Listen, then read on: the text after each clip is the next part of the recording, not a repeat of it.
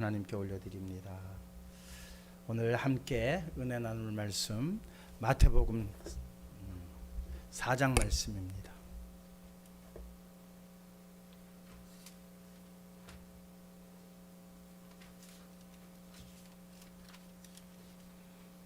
마태복음 4장 12절로부터 17절까지 말씀입니다. 마태복음 4장 12절로 17절까지의 말씀입니다. 예수께서 요한이 잡혔음을 들으시고 갈릴리로 물러가셨다가 나사렛을 떠나 스불론과 납달리 지경 해변에 있는 가버나움에 가서 사시니 이는 선지자 이사야를 통하여 하신 말씀을 이루려 하심이라. 일러스되 스불론 땅과 납달리 땅과 요단강 저편 해변길과 이방의 갈릴리요, 흑암에 앉은 백성이 큰 빛을 보았고 사망의 땅과 그늘에 앉은 자들에게 빛이 빛이었도다 하였느니라. 이때부터 예수께서 비로소 전파하여 이르시되 회개하라, 천국이 가까이 왔느니라 하시더라. 아멘. 다시 한번 기도하시겠습니다. 주님을 찬양합니다. 주님을 경배합니다. 이 시간 저희의 찬양과 경배 받으시고 이곳에 임재하여 주시어서 하늘의 은혜 마음껏 부어 주시옵소서. 은혜의 담비 허락하여 주심으로 저희들이 또한 한 주간을 살아가는 저희의 영혼의 양식이 되게 하시고 힘과 능력이 되게 하여 주시옵소서.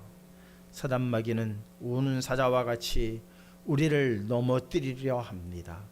우리의 힘으로 감당할 수 없사오니 주의 말씀을 마음 신비에 새기게 하여 주시어서 이 말씀의 능력으로 이기게 하시고 물리치게 하시며 오직 주님을 향한 발걸음 굳세어지게만 하여 주시옵소서. 강도사님 구한 모든 기도의 내용 하나님 들으셨음을 감사드립니다. 이루어 주시옵소서. 주디스 찬양 아버지 하나님 앞에 영광 올려드렸습니다. 하늘 보좌에 메아리치게 하시고 우리 모든 심령 가운데에 은혜로 마음의 문들이 열려지게 하시며 온 누리에 하나님의 복음이 전하여지는 그곳에 이 찬양 또한 함께 들려지게 하여 주시옵소서. 홀로 영광 받아 주시옵시기만을 원하올 때에 사랑 많으신 예수 그리스도의 이름으로 기도하옵나이다. 아멘.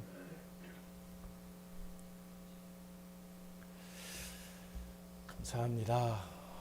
갑자기 태풍이 불어온다고 해서 전국이 지금 비상사태에 돌입이 되어져 있습니다. 그동안 많은 태풍을 경험했습니다만 이번 태풍 또한 아주 강력한 그런 힘을 지닌 태풍이라고 그럽니다. 또 그렇지만 태풍이 주는 유익도 있음을 우리는 너무나도 잘 알죠. 물론 피해가 많아요. 피해가 많고 여러 가지 문제가 발생할 수도 있지만 그러나 또 그 태풍으로 인해서 주는 우리 인간 전체에게 주는 유익한들이 있다는 사실을 우리가 생각하며 모든 매사의 일들을 이렇게 긍정적으로 바라보며 나아가실 수 있는 우리 성도님들 되시기를 주님의 이름으로 축원드립니다. 오늘은 빛 그리고 어둠이라고 하는 주제를 가지고 은혜를 나누려고 합니다. 빛, 어둠, 흑암이라고도 하죠. 반대되는 개념이라고 우리가 늘 생각을 합니다. 물론 상징, 빛이 가지고 있는 상징과 어둠이 가지고 있는 상징은 그 개념 자체가 반대의 개념은 맞습니다. 그런데 이 어두움은 스스로 존재하지 못하는 것이더라고요. 스스로 어둠은 나 어두울 거야 하고 끝까지 어두울 수 있는 그러한 존재가 아니에요. 네. 그러니까 어둠이라고 하는 것은 빛이 들어오면 물러가야 되는 거예요. 빛이 들어오면 물러가요. 이게 바로 어둠이 가지고 있는 특성입니다. 그러면 어둠을 계속 지속하려면 어떻게 해야 돼요? 빛을 가려야 돼요. 뭘로 가리든 가려야 그 어두움을 우리가 지속을 할 수 있다. 지금 뭐 아침이 돼서 해가 떠오르고 밤이 되어서 어둠이 드리워지고 이것은 우리 일상적으로 일어나는 일들입니다. 그러나 우리 마음에 지금 빛이 갖고 있는 상징적 의미와 어두움이라고 하는 그 단어가 갖고 있는 상징적 의미를 우리가 오늘 생각하면서 나는 과연 빛 가운데에 있는 자인가? 아니면 여전히 어두움에서 어두움 자체가 있는 건 아닌데 어두움을 내 스스로 빛을 가리면서 그렇게 어두움 속에 있는 자인가? 한번 깊은 생각을 할 수 있는 시간이 되었으면 좋겠습니다. 성경에는 빛을 꼭 진리를 얘기할 때 바로 빛이라고 하는 단어를 사용하죠. 빛은 진리, 생명 이런 의미를 갖고 있습니다. 어두움은 사망의 그 의미를 많이 갖고 있죠. 그리고 비진리되는 것을 우리는 어두움이라고 그럽니다. 그런데 감사한 것은 서두에도 말씀을 드렸습니다마는 어두움은 빛을 이기지 못해요. 절대 이기지 못합니다. 그러니까 우리는 누가 이기느냐, 그 이기는 자 편에 서야죠. 그렇죠. 무슨 뭔 일을 하도 지는 사람 편에 서 있어서 유익될 게 뭐가 있어요. 이기는 자 편에 서야 됩니다. 우리 요한복음 말씀 한번 보실까요? 1장 5절입니다. 함께 읽을까요? 빛이 어둠에 비치되 어둠이 깨닫지 못하더라. 빛이 어둠을 비췄어요. 그러면 빛은 어둠은 어떻게 돼요? 물러가야 돼요. 물러가야 되는데 요한복음 1장 5절은 어둠이 깨닫지 못하더라 이렇게 표현을 하고 있어요. 빛이 어둠을 비추게 되어지면은 사실 물러가야 되는 게 정상인데 이 어둠이 어떠한 존재인지 이게 깨닫지 못. 그러니까 얼마나 미련하다라는 것을 지금 상징적으로 요한복음 1장 5절은 말씀하고 있습니다. 깨닫지 못하더라. 빛이 들어왔는데 깨닫지 못하더라. 그러니 이거는 어둠이 갖고 있는 특성 중에 죄라고 하는 것도 있지만 무지라고 하는 그런 의미도 있어요. 바로 그 히브리어로 쉐이크라고 그러거든요. 이 어두움을 쉐이크라고 그래요. 빛을 오르라고 하고요. 이 쉐이크가 갖고 있는 그 의미가 바로 어떤 의미를 갖고 있느냐? 불행, 파멸, 죽음, 무지, 슬픔, 사악이라는 의미를 갖고 있는 게 바로 쉐이크예요. 히브리에서 그 쉐이크 그러면은 바로 이러한 단어들을 의미하고 있습니다. 그 중에 지금 요한복음 1장 5절은 무엇을 가지고 말씀하시느냐? 무지를 얘기하는 거예요. 깨닫지 못하더라. 참 미련하구나. 왜 이렇게 미련하냐? 이게 바로 어둠이 갖고 있는 특성이에요. 그렇다면 상징적으로 빛이 갖고 있는 특성은 뭐겠어요? 물론 생명, 진리, 그 다음에 명철, 무지를 어둠이 갖고 있는 것이라면 빛이 갖고 있는 것은 명철이고 지혜이라는 사실을 우리는 인해할 수가 있어요. 그런데 이상하게 사람들은 빛에 거하려고 하질 않아요. 지식은 추구하면서도 사람들이 빛에 거하려고 하지를 않습니다. 그 이유가 뭘까요? 다 똑똑해지기를 원해요. 그래서 자녀들 막 있는 돈 없는 돈 다 해가지고 학원 보내고 좋은 대학 보내려고 무지한 노력을 하는데 그 안에 얼마나 무지함들이 있는가 한번 보시자고요. 요즘 계속 뭐 또 뉴스에 좀 잊을만 하면 나타나는 어느 한 부모가 미국에 있는 자식 시험 보는데 어떻게 해서든지 좋은 점수 내게 하려고 집에서 엄마 아빠가 그 시험 문제 같이 풀었던 사건이 이제 법원에서 그게 다 드러나고 말았어요. 과연 그 사람은 서울대학교 교수이기도 하고요. 부인도 대학교 교수예요. 얼마나 엘리트인지 몰라요. 그런데 그런 사람들을 우리가 과연 지혜 있다라고 말할 수 있을까요? 아니면 참 무지하다라고 얘기할까요? 우리는 무지하다라고 얘기할 수뿐이 없어요. 얼마나 무지한 거예요. 아니 아이가 제대로 공부를 하고 제대로 지식 체계를 갖추려면 스스로 공부하게끔 해줘야 되는 게 정상인데, 아니 시험만 잘 봐서 A+ 받으면 뭐 하겠어요? 그 아이의 지식이 아닌데 그냥 시험만 잘 본 거 아니에요. 학교에서 성적표를 매겨줄 때에 똑똑하다 그래서 A+ 해줄 수는 있겠죠. 그러나 그 아이의 내면은 뭐예요? 무지함으로 가득 찰 수뿐이 없는 거예요. 그럼 이것을 빛과 어둠에 두고 봤을 때에 과연 이 사람은 빛에 있는 사람들인가 어둠 속에 있는 사람들인가? 어느 한 가정만의 일이 아니죠.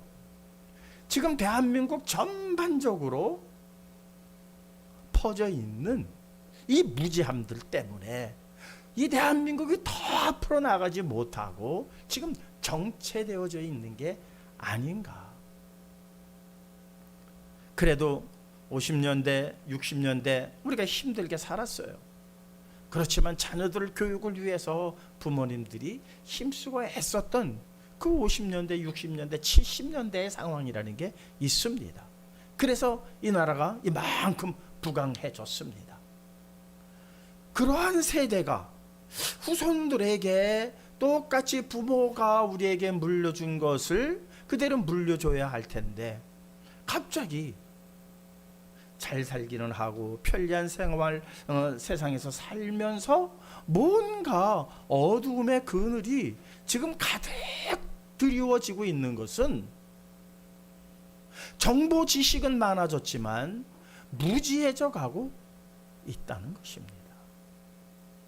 이러한 일들이 왜 일어나는가? 왜 일어나는가?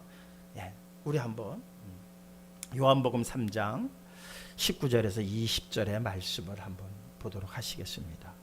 함께 읽겠습니다.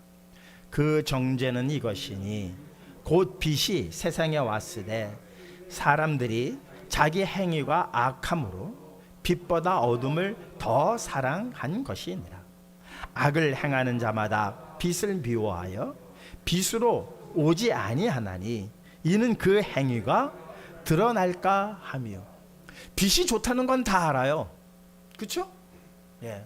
우리가 봄에 또 한겨울에 이렇게 추위에 움츠리다가 새봄이 되면 빨래든 이불이든 다 어디다가 놀아요? 햇볕 있는 데가 놀죠. 그리고 창문을 활짝 열고 그 집안에 빛을 받아들이려고 하는 그런 생활은 뭐 우리 당연한 생활 아니겠어요?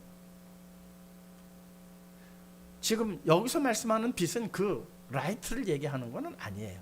지금 상징적으로 진리, 생명, 지혜 이런 것을 말씀을 드리는 거예요.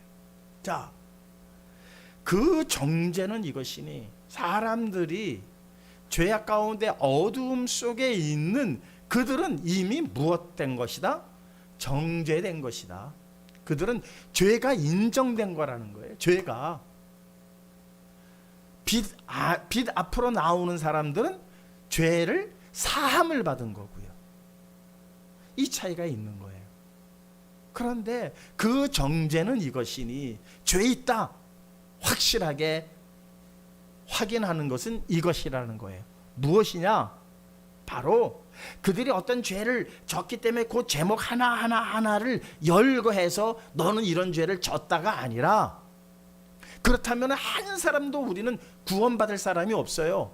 죄를 안 지은 사람이 없기 때문에. 그런데 정죄를 받는 사람이 있는가 하면 의롭다 인정을 받는 사람들이 나누어지는데, 사실 두 사람은 다 같아요. 똑같은 입장인데 누구는 정죄가 되고 누구는 의인이라 갈려지는 것은 죄를 많이 짓고 덜 짓고의 차이가 아니라, 바로 정죄는 이것이니 곧 빛이 세상에 왔으되. 빛이 세상에 왔어요. 누가 오셨다는 거예요? 예수 그리스도께서 오셨다는 거예요. 빛이 세상에 왔으되 사람들이 자기 행위가 악함으로 그리스도보다 어둠을 더 사랑한 것이다. 이해가 안 가죠? 사람이 빛을 사랑하겠어요? 어둠을 사랑하겠어요? 네, 빛을 사랑해요. 그런데 한번 생각을 해보세요. 그냥 우리 그 믿음 안에서 이것을 분별하지 말고 일반적으로 생각을 해보시자고요. 그냥 다 죄는 있지만 죄 없다라고 스스로 여기는 사람들은 대로를 행보를 합니다. 그런데 죄진 범죄자들은 도망다니죠. 야간에 행동을 해요. 빛 없는 것을 좋아해요. 지금 라이트를 얘기하는 거예요. 밤에 행동을 하고, 어두움 속에서 상대가 나를 잘 인지하지 못하고 알아보지 못하는 그러한 특성을 이용해서 그러한다는 거예요. 이제 그리스도라고 하는 빛, 진리의 빛이 이 땅에 왔을 때에 사람들이 어떠하냐? 그 빛을 받아들이지 않는다는 거예요. 그리고 악을 사랑하는데 이유가 뭐다? 행위가 악하기 때문이라는 거예요. 행위가 악하기. 이거는 크리스찬이나 비크리스찬이나 똑같아요. 똑같은 적용이에요. 그런데 악을 행하는 자마다 빛을 미워하여 빛으로 오지 아니하나니 이는 그 행위가 드러날까?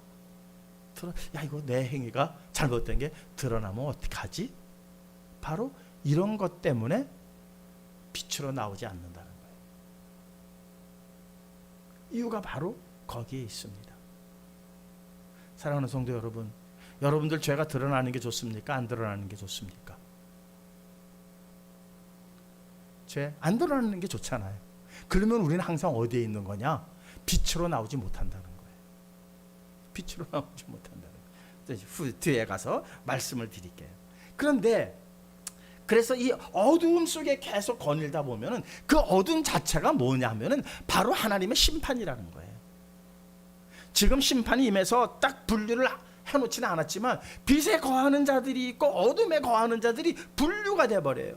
그 자체가 뭐다? 심판이라는 거예요. 그래서 계시록은 16장 10절에 이렇게 말씀하십니다. 함께 읽겠습니다. 또 다섯째 천사가 그 대접을 짐승의 왕자에 쏟으니 그 나라가 곧 어두워지며 사람들이 아파서 자기 혀를 깨물고. 계시록은 마지막 때 일어나는 심판의 상황을 묘사한 거예요. 다섯째 천사가 그 심판의 대접을 짐승의 왕자에 쏟으니 사탄의 왕자에 쏟았다는 거예요. 그 나라가, 사탄이 지배하는 나라가 무엇해졌다? 어두워졌다는 거예요. 어둠 자체가 사탄의 것이고 사탄은 이미 심판을 받은 거나 마찬가지인 게 바로 그들은 빛 가운데로 나오지 못하기 때문에 이미 심판을 받은 거예요. 사람들이 아파서 자기 혀를 깨물고, 물론 그 뒤에는 오히려 하나님을 원망하더라라는 이야기. 그러니까 완전히 이렇게 되면 내가 빛으로 나가야지, 고침을 받아야지, 나음을 받아야지 이 생각을 하는 게 아니라 오히려 하나님을 원망하는 그러한 상황으로 나간다는 겁니다. 자, 이게 바로 세상을 묘사한 거예요. 아담과 하와가 범죄함으로 에덴 동산에서 쫓겨난 이후 이 세상은 어두움에 갇혀 있는 거예요. 매일같이 해는 떠오르지만 세상은 어둠 속에 있다는 거예요. 그래서 이사야서는 이제 빛이 어떻게 오실 것인가에 대하여 예언을 해놨어요. 그 빛이 어떻게 오시는가 한번 보도록 하시자고요. 이사야서 9장 1절에서 2절입니다.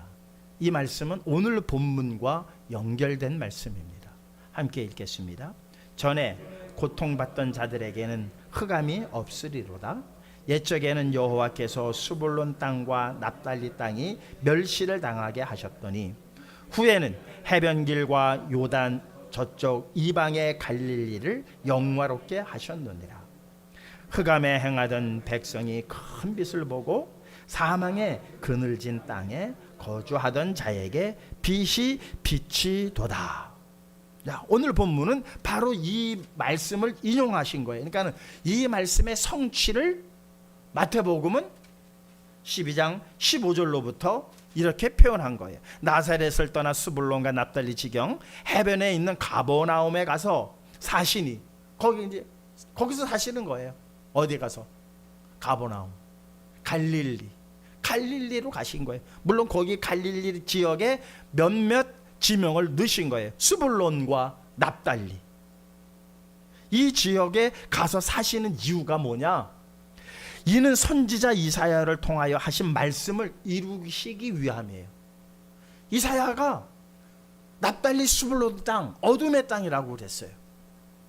그리고 갈릴리를 이방의 땅이라고 그랬어요. 이방의 땅. 자, 생각을 해보세요. 갈릴리가 이방의 땅이에요? 아니면 하나님께서 이스라엘 백성에게 주신 땅이에요? 주신 땅이에요. 아브라함에게 허락하신 땅이에요.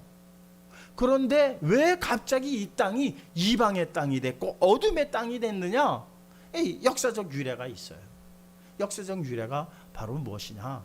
솔로몬 때에 솔로몬이 왕궁을 짓고 성전을 짓는 일에 아주 그래서 온 국고가 바닥이 나요. 왜? 아버지가 다윗이 지으라는 것만 지었으면 돼요. 그러면은 아버지가 준비해 놓은 모든 자금과 재료가 다 있기 때문에 그걸로 충분했었어요. 그런데 솔로몬이 자기가 살 왕궁과 성전만을 지은 게 아니라 부인들이 하도 많다 보니까 거기다가 애굽 왕하고 정략적으로 결혼하기 위해서 바로의 딸을 데리고 왔어요. 이건 정략 결혼이에요. 그러기 위해서 그 딸은 상전이죠. 왜? 애굽이 좀 강하거든요. 그 바로의 딸을 위해서 궁전을 져줬다는 얘기를 우리는 여러 번 지금 봤습니다. 그러다 보니까는 부인들이 워낙 많고 정략 결혼들을 많이 하다 보니까 부인들이 살 집들을 왕궁처럼 져준 거예요. 그러니까 아버지 다윗이 준비한 것 가지고는 이게 안 돼요. 그러다 보니까는 이제 국고가 바닥이 나고 두로왕 히람에게 아버지 때 히람과 약속한 그 목재 외에도 더 많은 것을 요구하게 돼요. 그것이 바로 열왕기상 9장 10절에서 13절의 내용입니다. 중요한 내용이니까 함께 보도록 하시겠습니다. 함께 읽겠습니다. 솔로몬이 두 집 곧 여호와의 성전과 왕궁을 20년 만에 건축하기를 마치고 갈릴리 땅에 성읍 20곳을 히람에게 주었으니 이는 두로왕 히람이 솔로몬에게 그 온갖 소원대로 백향목과 잣나무와 금을 제공하였습니다. 히람이 두로에서 와서 솔로몬이 자기에게 준 성읍들을 보고 눈에 들지 아니하여 이르기를 내 형제여 내게 준 이 성읍들이 이러한가 하고 이름하여 가불 땅이라 하였더니 그 이름이 오늘까지 있느니라. 자, 말씀드린 대로 솔로몬이 그냥 성전하고 자기 질 왕궁만 지었으면 되는데 이런저런 것을 져야 되는 상황이 되다 보니까 두로왕 히람에게 여러 가지를 도움을 받았어요. 도움을 받았으니까는 이제 거기에 합당한 대가를 줘야 될 거 아니에요. 대가를 준 땅이 바로 오늘 본문에 나오는 땅이에요. 스불론 땅, 납달리 땅, 갈릴리 그 지역을 준 거예요. 그거는 갈릴리 북쪽의 땅이에요. 그런데 이 두로라고 하는 나라는 산악지역과 해변가에 길게 형성된 그러한 지역이에요. 그래서 곡식이 안 나요. 근데 솔로몬이 준 땅은 곡식을 낼 수 있는 땅이 아니에요. 물론 좋은 땅인데, 그러니까 히람 눈에는 이게 성에 안 차는 거예요. 그래서 그 땅 이름을 가불 땅이다. 나중에 돌려줘 버려요. 나중에 돌려줘 버려. 필요 없다고. 그 가불 땅이라는 게 쓸모없는 땅이라는 뜻이에요. 쓸모없는 땅. 솔로몬이 기껏 그래도 해서 줬는데 히람이 에이 이거 쓸모없는 땅, 에이 마음에 안 차, 성에 안 차.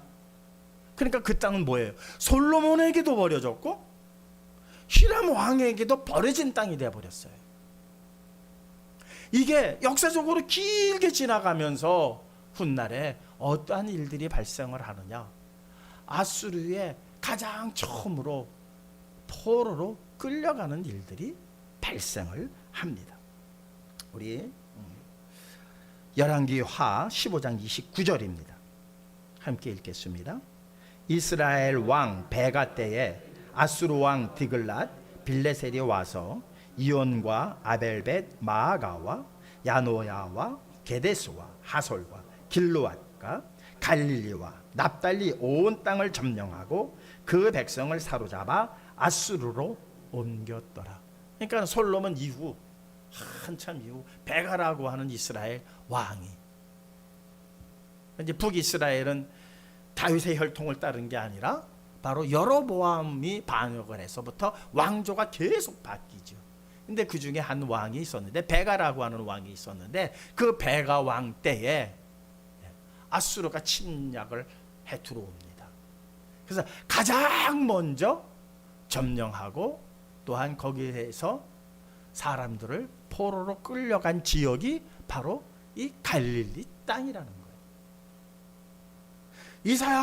이사야가 지금 얘기하는 거예요. 이방의 갈릴리요. 왜? 그 이전에 솔로몬 이후로 솔로몬에게 버려졌고 히람에게도 버려졌으니 거기서 사는 사람들은 피폐할 수뿐이 없어요.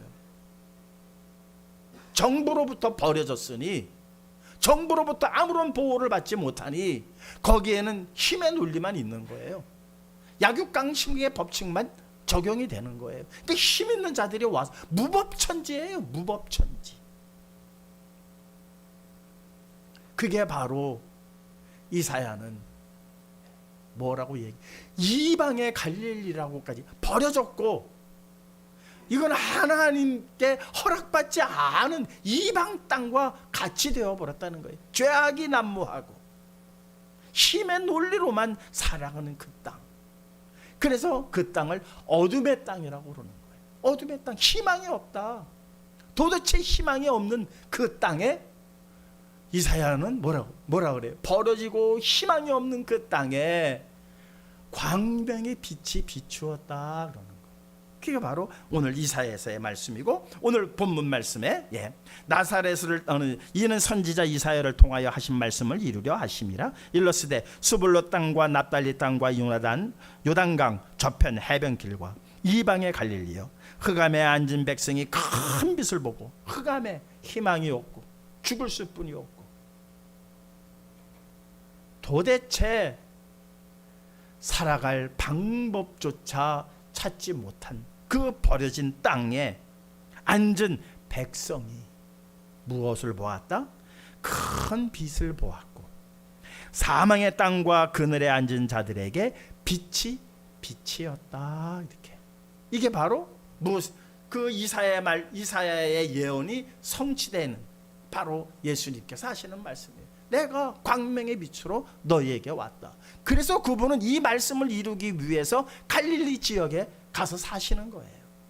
그리고 예수님의 전반적 사역이 다 어디에서 이루어져요? 갈릴리 지역에서 전반적 사역이 이루어져요. 예루살렘에는 그냥 어쩌다 올라가시는 거예요. 전반적 주님의 사역은 갈릴리 지역에서 이루어지는 거예요. 이걸 이사야가 예언을 한 겁니다.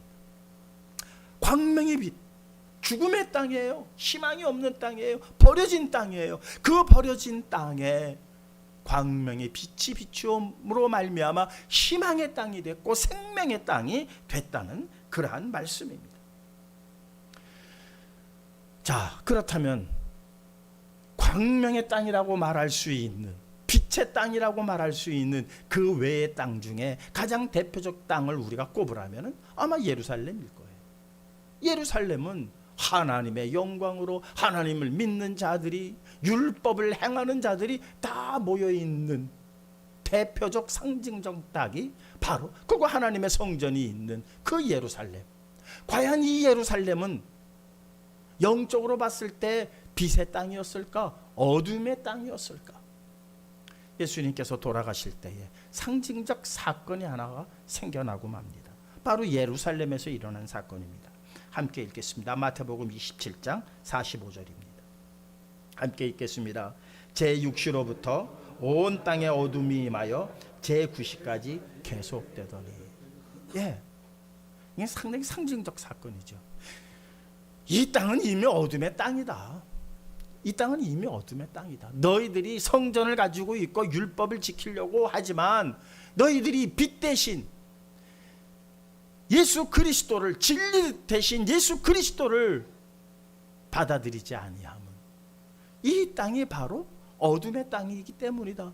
그러면서 그분이 돌아가실 때에 상징적으로 어두움이 예루살렘 전역에 나타난 것입니다.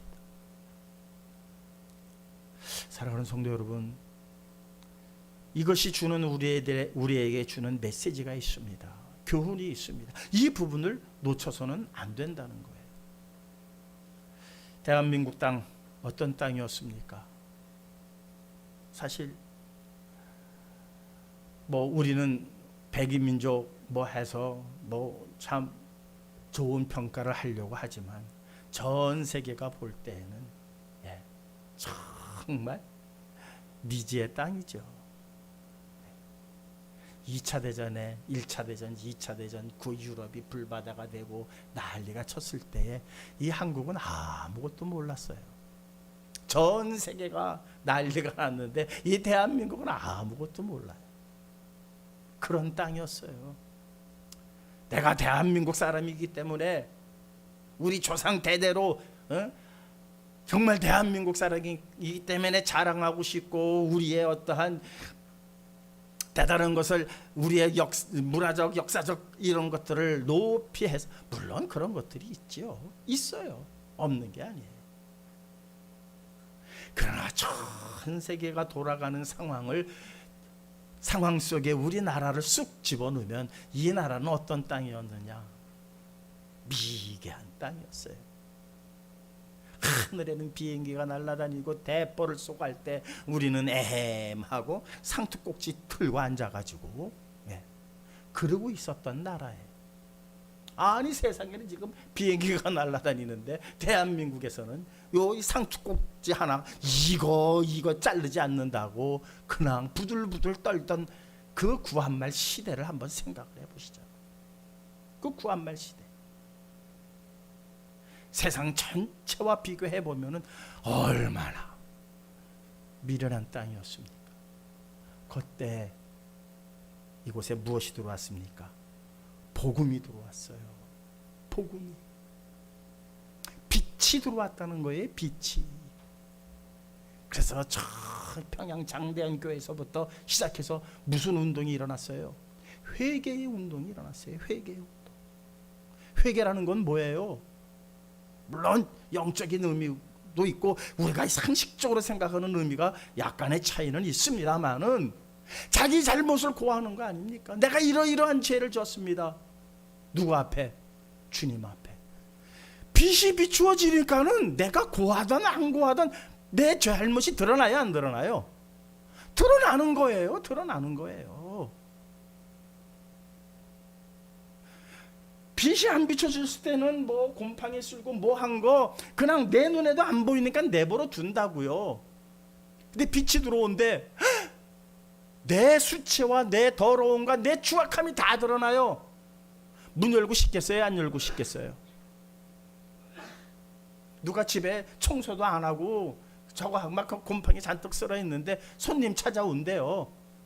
맞이하시겠어요? 문 꼭꼭 걸어 잠그고 아이고 다음에 밖에서 만나십시다 그러시겠어요? 밖에서 만나자고 그러지 않을까요? 그런데 그 평양에서 그 장대한 조그만 교회에서부터 그 빛을 받아들인 자들이 거부한 게 아니라 거절한 게 아니라 무엇부터 시작을 했다? 통곡을 하며 회개하기 시작했다는 거예요. 그들의 죄가 낱낱이 드러나기 시작을 한 거예요. 목사님으로부터 시작해서 전도사, 장로, 집사 할 것 없이 다 자기 죄를 고하기 시작을 한 거예요. 이런 일들이 어찌 일어날 수가 있겠습니까? 빛이 비춰지지 않았으면 그들은 아직도 애매하면서 그러고 다닐 사람들이에요. 그런데 빛이 비춰지니까 빛을 피해서 도망가지 아니하고 모여든 사람들이 있었으니 바로 회개를 하기 시작을 했다는 거예요. 그리스도로 빛을 받아들이기 시작했어요. 죽음의 땅이에요. 무지의 땅이에요. 빛이 들어오니까는 회개 운동을 하니까 그때부터 무슨 땅으로 바뀌기 시작하는 거예요? 생명의 땅으로 바뀌기 시작을 하는 거예요. 이게 스불론과 납달리를 성경은 예를 드신 거고, 하나님께서 하시고자 하는 말씀은 온 세계가 어둠의 땅인데 2000년 전 예수 그리스도를 이 땅에 보냄으로 인해서 그 어둠이 물러가기 시작을 하는 거예요. 그런데 저항도 만만치 않죠. 저항할 수 없어요. 이길 수는 없어요. 그러니까 뭐 한 거예요? 가리기만 하는 거예요. 햇빛을 가리게. 우리가 흔히 하는 말이 있죠. 손바닥으로 하늘을 가리느냐?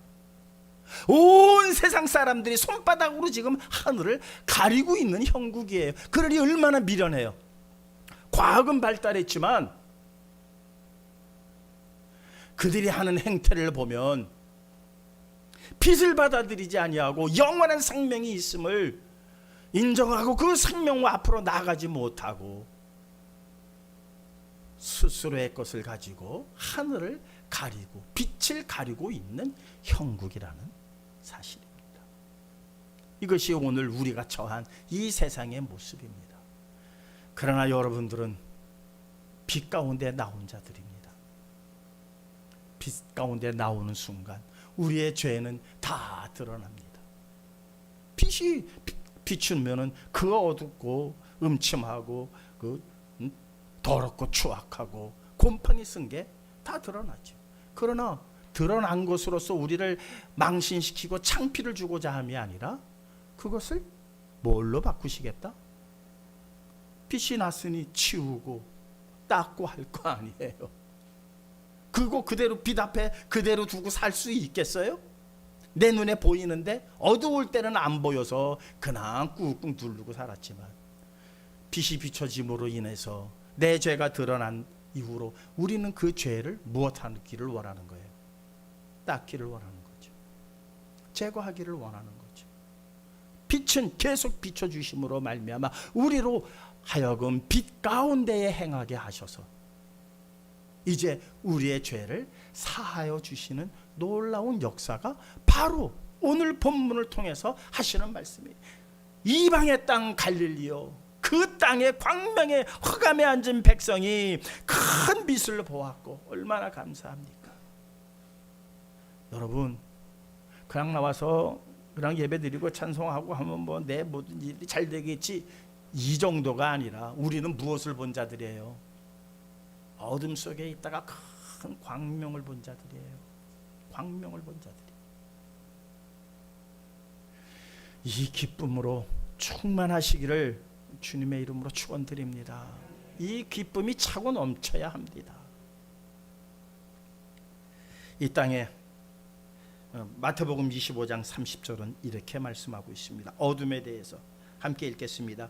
이 무익한 종을 바깥 어두운 데로 내쫓으라. 거기서 슬피 울며 이를 갈리라. 이게 이제 마지막 순간이에요. 결정적으로 하나님의 심판은 이렇게 어두움 속에 네가 거했던 그 어두움에 너는 이제 거기서 슬피 울며 이를 갈게 될 것이다. 왜 내가 그때 그 광명의 빛으로 나가지 못했던 거, 내가 왜 그 빛을 무시했던 거, 내가 왜 그 빛을 내 손바닥으로 가리고 있었던 거. 그러니 이제 곧 이런 통곡이 일어납니다. 통곡이 온 세상, 이거 태풍 한번 지나가는 것 가지고 난리 칠 것 없어요. 어마무시한 하나님의 심판은요, 이 태풍하고는 비교도 안 됩니다. 지금은 태풍 때문에 뭐 준비하고 유리창마다 테이프 붙이고 난리 치면서 뭔가 조금 피해를 줄여보고자 해서 준비된 사람들은 좀 피해 갈 거예요. 좀 건설 현장 보니까 어제 그냥 뭐 다 꽁꽁 묶기 시작을 했더라고요. 바람에 날아갈까봐.